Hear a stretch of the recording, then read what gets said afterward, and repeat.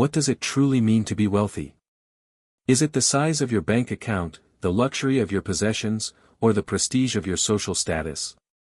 These questions have puzzled humanity for centuries. But perhaps the answers lie not in what we accumulate, but in how we live. Imagine a wealth that cannot be taken away, a wealth that comes from within, defined by your peace of mind, your resilience, and your ability to find joy regardless of your circumstances. Picture a kind of prosperity that isn't about what's in your bank account but about the strength of your character, the depth of your relationships, and the tranquility of your spirit.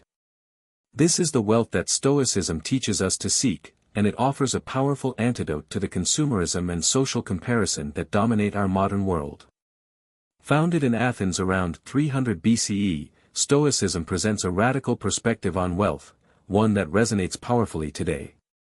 The Stoics did not equate wealth with material abundance or external markers of success. Instead, they saw true wealth as an internal state, a condition of self-sufficiency, moderated desires, and inner freedom.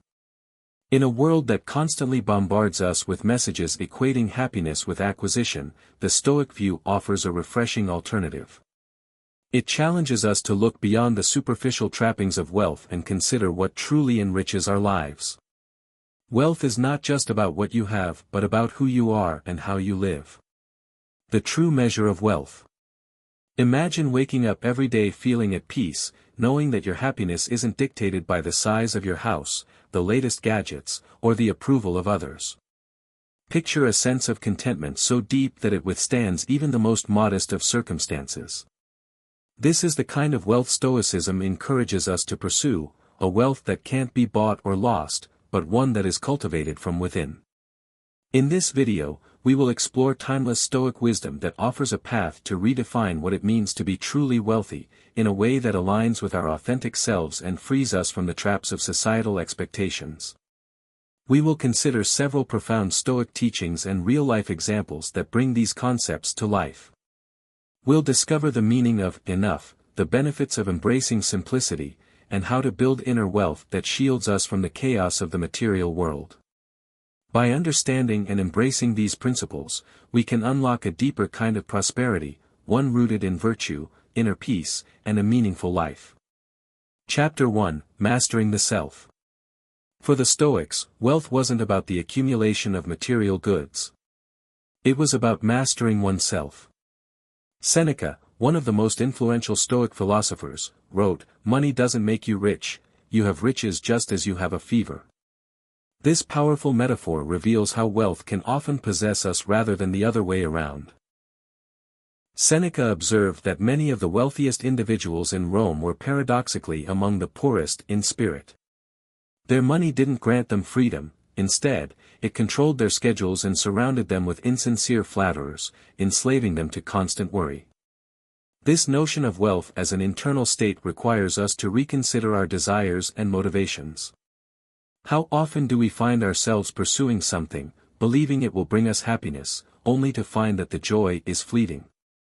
The Stoics teach us that true wealth is not dependent on external factors, but rather on our ability to master our desires and cultivate contentment. This form of inner mastery is what sets us free from the never-ending pursuit of more. Epictetus, another towering figure in Stoicism, offered a similar perspective. He once told a story about a man boasting about the money and fame he would gain by taking a lucrative job with Emperor Augustus. Epictetus listened and then replied with probing questions, exposing the emptiness behind these pursuits. The man argued he would gain a gold crown, to which Epictetus replied, "And they will put a crown of roses on you for your funeral, you will look even more elegant in that."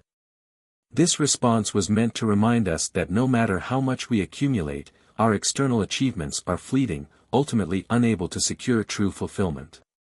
The Stoics saw inner freedom as the ultimate wealth. Marcus Aurelius, the philosopher king, said, "We all love ourselves more than others, but we care more about their opinion than our own." This insight shows how we often allow society to dictate our definition of wealth, instead of relying on our sense of fulfillment and values. True wealth, according to the Stoics, comes from within, from contentment and moderation.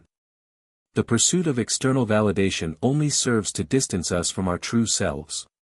To master oneself means developing the ability to remain unmoved by praise or criticism. The external world, with all its chaos and noise, will always present distractions. It's easy to be swayed by opinions, but the real work lies in cultivating an inner sense of worth that is independent of what others think. For the Stoics, self-mastery was the key to true wealth because it allowed them to live in alignment with their values, free from the fear of judgment. Self-mastery is also about emotional resilience.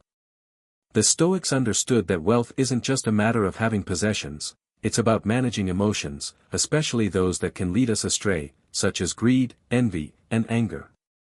They practiced techniques such as negative visualization, where they would imagine losing what they had, to prepare themselves emotionally for any eventuality.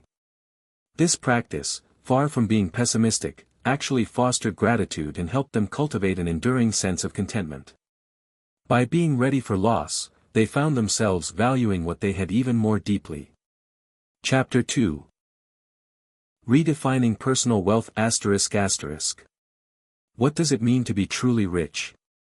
To define personal wealth, we must first ask ourselves what we value most in life. Is it freedom, relationships, meaningful work, or inner peace? Epictetus once said, "Wealth consists not in having great possessions, but in having few wants." This profound statement invites us to examine our desires and to distinguish between what society tells us we should want and what we genuinely need for a fulfilling life. For example, imagine two people, one with a luxurious mansion and endless possessions, and the other living in a small house but surrounded by loving relationships and a fulfilling sense of purpose. Who is wealthier? The Stoics would argue that the latter has cultivated a deeper form of wealth because their sense of contentment isn't dependent on external factors. They live aligned with their values, finding joy in simplicity. The Stoics encourage us to create a life that is rich in meaning, not in superficial achievements. Seneca wrote, "The richest person is not one who has the most, but who needs the least." This means being satisfied with enough, being at peace with our choices and focusing on what genuinely brings value to our lives. The ability to say, "I have enough," is a powerful affirmation, liberating us from the endless cycle of desire. Think about the idea of luxury. For many, luxury is a matter of having more money, more space, more possessions. But for the Stoics, luxury could mean something entirely different. Imagine the luxury of waking up each morning free of worry, the luxury of spending time with loved ones without the pressures of status or wealth, or the luxury of having the time to pursue meaningful activities. This is the type of luxury that Stoicism invites us to cultivate. Redefining wealth also involves challenging the narratives we have internalized about success. Society often equates wealth with power and status, leading many to chase after things they do not truly need or even want. The Stoics ask us to question these assumptions. Is accumulating more wealth truly making us happier, or is it making us more anxious and dissatisfied? When we redefine wealth as a state of mind rather than a state of possession, we liberate ourselves from the pressures of constantly needing to prove our worth through material means. Chapter 3, Embracing the Concept of Enough. The concept of enough is central to Stoic philosophy. In today's world, we are constantly told that more is better, more money, more prestige, more likes on social media. But the Stoics believe that true happiness comes from recognizing what is enough and embracing it. Seneca observed, "It is not the man who has too little, but the man who craves more that is poor." How do we determine what is enough for us? This is deeply personal, requiring introspection. Is enough having a comfortable place to sleep, food on your table, and meaningful work? Or is it the ability to spend time with loved ones without constantly striving for more? Consider the story of a wealthy businessman who once told a monk that he had everything he could ever want, yet he felt something was missing. The monk simply handed him a cup of water and said, "Drink until you are satisfied." The businessman, confused at first, drank the water. "Do you need more?" asked the monk. The businessman, now understanding, shook his head. The point was clear, enough is what satisfies us, not what we accumulate. Knowing what is enough is also about setting boundaries for ourselves, learning when to stop, when to rest, and when to be content with what we have. The constant pursuit of more often leaves us feeling empty, as each new achievement or possession quickly loses its luster. By embracing the concept of enough, we can find a lasting sense of fulfillment and peace. The Stoics also practiced the art of negative visualization to help them appreciate what they had. They would imagine losing their possessions, their loved ones, or even their own lives, not as a way to dwell on misery but to remind themselves of the fragility of existence. By contemplating loss, they found a deeper appreciation for what was present. This practice helped them understand that what they had was already enough and that true wealth was in their capacity to cherish the present moment. Embracing enough also involves simplifying our lives. When we reduce the number of things we desire, we also reduce the amount of stress and anxiety we experience. The less we need, the freer we become. This simplicity can extend to all aspects of our lives, from our material possessions to our commitments and even our thoughts. A cluttered mind, filled with endless desires and worries, cannot be at peace. By simplifying our desires, we make room for tranquility and genuine contentment. Chapter 4: The Power of Voluntary Simplicity. One of the most radical Stoic practices is voluntary simplicity, or even poverty. This is the practice of temporarily living without luxuries to gain perspective and resilience. Seneca advised, "Set aside a certain number of days during which you shall be content with the scantiest and cheapest fare, with coarse and rough dress, saying to yourself, 'Is this the condition that I feared?'" The purpose isn't to glorify poverty or self-denial but to remind us that we can survive with much less than we think we need. This practice builds resilience, frees us from the fear of loss, and makes us more grateful for the comforts we often take for granted. A modern example of this practice could be digital detoxes. Many people find that setting aside time without their smartphones or social media helps them regain a sense of peace and connection to the present. Similarly, practicing voluntary simplicity for a week, eating simple meals, wearing basic clothes, and avoiding unnecessary spending, can help us realize that happiness is far less about what we possess and more about our perspective. Another way to practice voluntary simplicity is through decluttering. When we let go of the excess, whether it's material items, commitments, or even relationships that no longer serve us, we create space for what truly matters. Voluntary simplicity is a way of reconnecting with ourselves, of focusing on the essentials, and of realizing that our well-being is not tied to our material wealth. Voluntary simplicity also teaches us to confront our fears about scarcity and loss. By deliberately living without, even if temporarily, we come to understand that our true security lies not in the abundance of our possessions but in our ability to adapt and thrive regardless of circumstances. It's a way to practice gratitude for what we have and to learn that our happiness isn't dependent on the things we own. This practice also helps us understand the difference between needs and wants. When we voluntarily give up luxuries, we come face to face with what we truly need to survive and thrive. We realize that many of the things we once considered essential are, in fact, superfluous. This understanding can be incredibly liberating, allowing us to focus on what genuinely matters: our health, our relationships, our inner growth. Chapter 5: Cultivating Virtue as True Wealth. The Stoics taught that true wealth comes from cultivating virtues like wisdom, courage, justice, and temperance. Seneca famously said, "Any man who does not think that what he has is more than ample is an unhappy man, even if he is the master of the whole world." In other words, our well-being depends more on our internal state than on external wealth. Cultivating inner wealth involves developing the qualities that can never be taken from us, like our character, our integrity, and our ability to face adversity with grace. One of the best examples of inner wealth is Epictetus himself, who was born a slave but gained freedom and became one of the most respected philosophers in history. His wealth lay in his resilience, his wisdom, and his unshakable sense of self-worth. Virtue is the foundation of true prosperity. When we act with integrity, courage, and compassion, we create a sense of inner richness that cannot be shaken by external circumstances. Wisdom helps us discern what truly matters, courage allows us to face challenges head-on, justice ensures we treat others with fairness, and temperance helps us maintain balance in our desires. Developing these virtues is a lifelong journey. Each day presents opportunities to practice wisdom, to show courage in the face of difficulties, to act justly towards others, and to exercise self-control. This is how we cultivate inner wealth, building a life that is resilient, purposeful, and deeply fulfilling.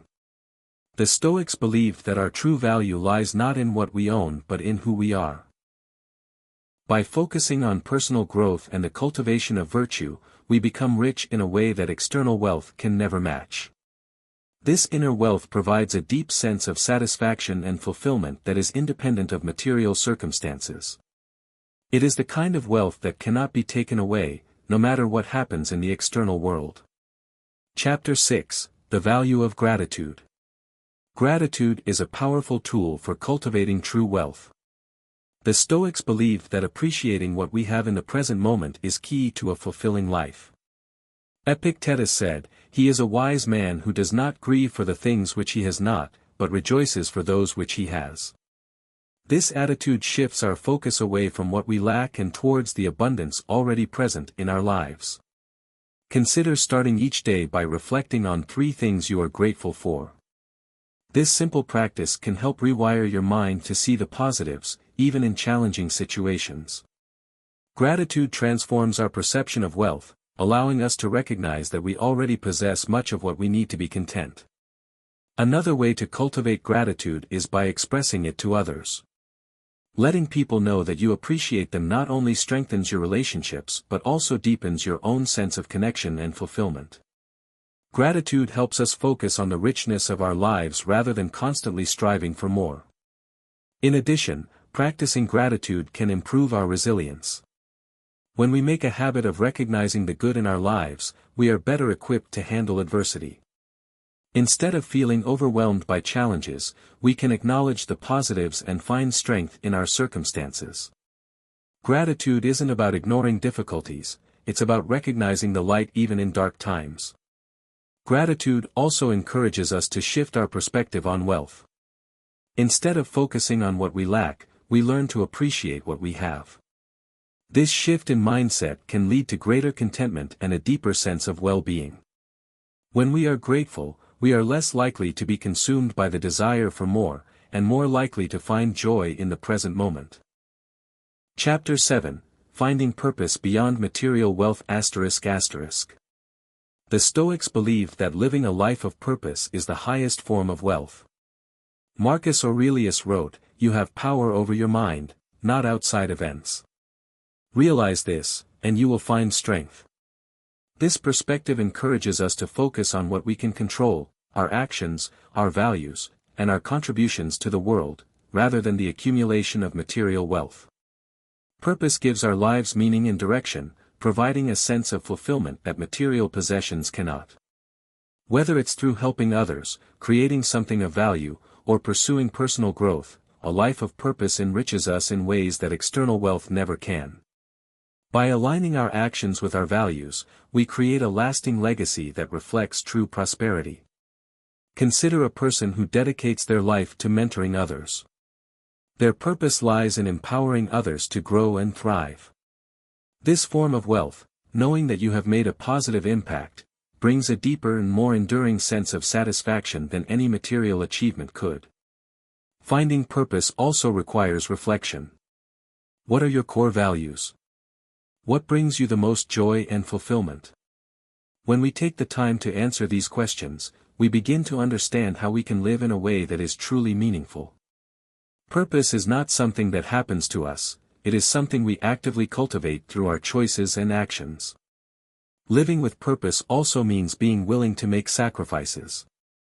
The pursuit of material wealth often requires us to compromise our values or neglect what truly matters to us. But when we live with purpose, we prioritize what is meaningful over what is easy or convenient. This commitment to our values is what brings true fulfillment and lasting happiness. Chapter 8: Building Resilience Through Adversity. Stoicism teaches us that adversity is an inevitable part of life and that building resilience is key to enduring and thriving despite challenges.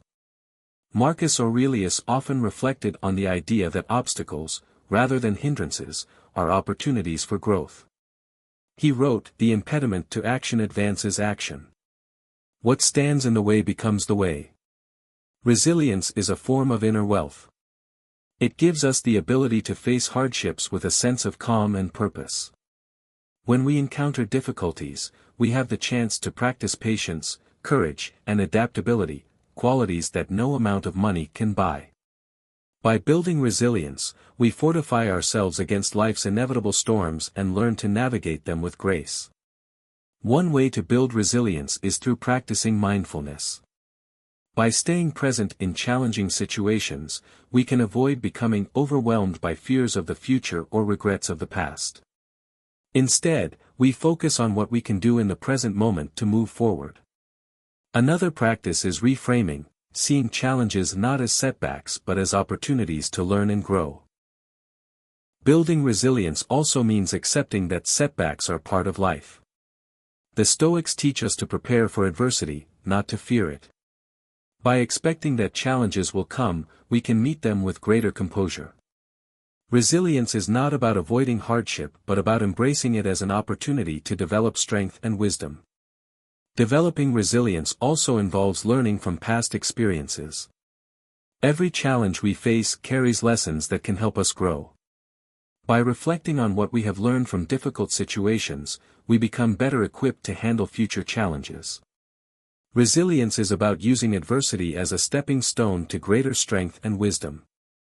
Redefining wealth in your life. The wisdom of the Stoics offers us a pathway to a more prosperous, meaningful existence. It shows us that the wealthiest life is not one filled with the most possessions, but one aligned with our values, most at peace with itself, and open to the richness of human experience. As we conclude, consider what wealth means to you. Is it time to redefine it? Instead of chasing after more, perhaps it's time to cultivate gratitude for what we already have and seek fulfillment in personal growth, meaningful relationships, and inner peace. True wealth lies not in having more but in needing less, in mastering oneself, and in finding contentment within. Embrace this wisdom, live according to your deepest values, and find the true richness that no market crash can diminish and no thief can steal. Until next time, live well and prosper in the truest Stoic sense.